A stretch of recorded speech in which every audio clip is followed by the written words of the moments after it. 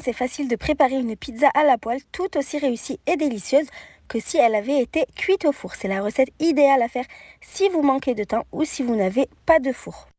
Je dilue une demi-cuillère à café de levure de boulanger sèche et une demi-cuillère à café de sucre dans 130 ml d'eau tiède et je mélange bien. Dans un cul de poule, je mets 200 g de farine, une demi-cuillère à café de sel. Je mélange bien le tout. Ensuite, je forme un puits au centre dans lequel je viens casser un œuf. J'ajoute 20 ml d'huile d'olive, c'est environ 3 cuillères à soupe. Et j'ajoute pour terminer le mélange aux levures et sucre. Je mélange bien à la spatule jusqu'à pouvoir former une pâte. C'est une pâte très collante, donc c'est mieux d'éviter de la toucher à la main. Une fois qu'on a une consistance assez homogène, on recouvre d'un linge propre et on laisse reposer le temps de préparer la farce. Dans une poêle, je mets de l'huile d'olive à chauffer. J'ajoute un oignon émincé et un poivron vert coupé en fines lanières. Je hache ensuite 3 gousses d'ail. Vous pouvez remplacer par de l'ail en poudre. Je remue pour bien imprégner les légumes d'huile d'olive. Je les fais revenir dans la poêle à feu moyen vif pendant 5 minutes jusqu'à ce qu'ils commencent à caraméliser. J'ajoute ensuite 250 g de bœuf haché. Je les miette bien dans la poêle. J'assaisonne avec du sel, du poivre et du piment doux. Libre à vous de compléter avec les épices de votre choix. On remue bien le tout.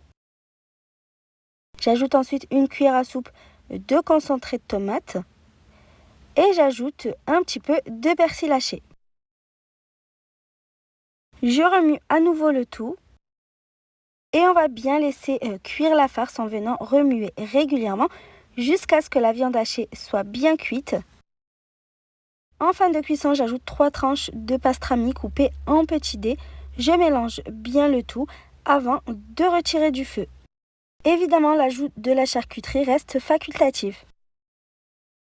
On récupère ensuite notre pâte à pizza, on la mélange à nouveau pour la détendre. On prend ensuite une grande poêle anti-adhésive dans laquelle on va mettre un petit filet d'huile d'olive qu'on va bien étaler. Je retire l'excédent à l'aide d'un essuie-tout et je verse enfin ma pâte dans la poêle sur feu très doux. Je huile un petit peu mes mains pour pouvoir étaler la pâte facilement sans qu'elle colle aux doigts.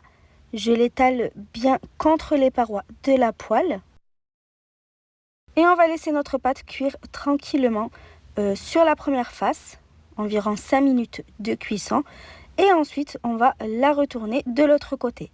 À partir de ce moment-là, il va falloir faire très vite. On va ajouter un petit peu de coulis de tomate qu'on va bien étaler. Je le rappelle, la cuisson se fait à feu très doux pour éviter de brûler la pâte. On ajoute ensuite la farce par-dessus le coulis de tomate. On l'étale bien uniformément. Je dispose quelques olives noires dénoyautées un petit peu partout.